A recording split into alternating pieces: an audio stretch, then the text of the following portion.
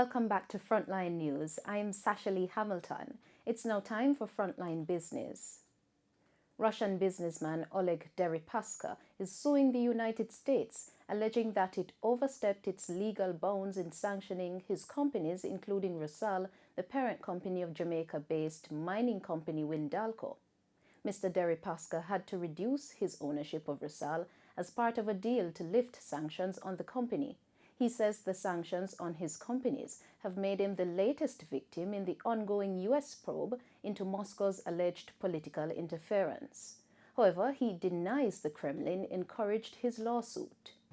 Since it was quite a huge surprise for us, this April 6 action, unexpected, without any ground, and in many sense absurd, to disturb market, to disturb the way aluminum industry, global aluminum industry function. Of course, we had almost no plan to be prepared, and I personally was taken as, in this step by full surprise. And I hope that sooner or later people will recognize it's wrong. Mr. Deripaska was speaking in an interview with CNBC. In January, the Treasury Department removed restrictions on Rusal and other companies owned by Mr. Deripaska. As part of the deal, Rusal agreed to reduce the ownership stake held by Mr. Deripaska.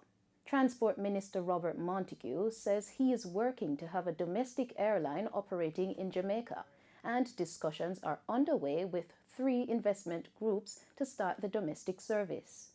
Montague made the disclosure last week while speaking at the final of a series of consultations for the crafting of a new national transport policy.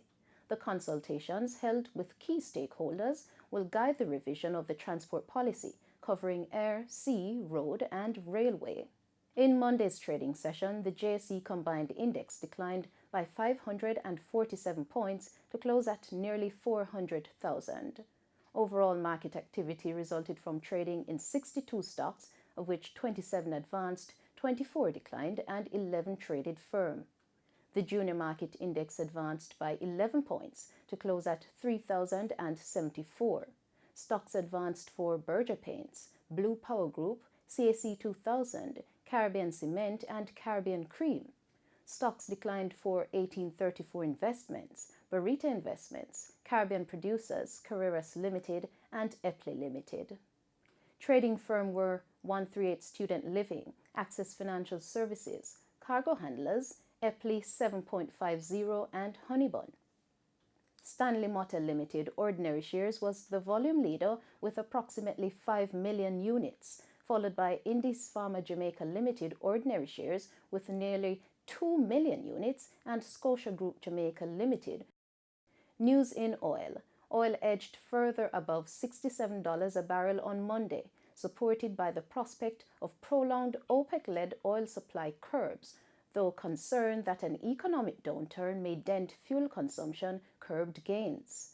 Brent crude, the global benchmark, rose 20 cents to $67.36 a barrel.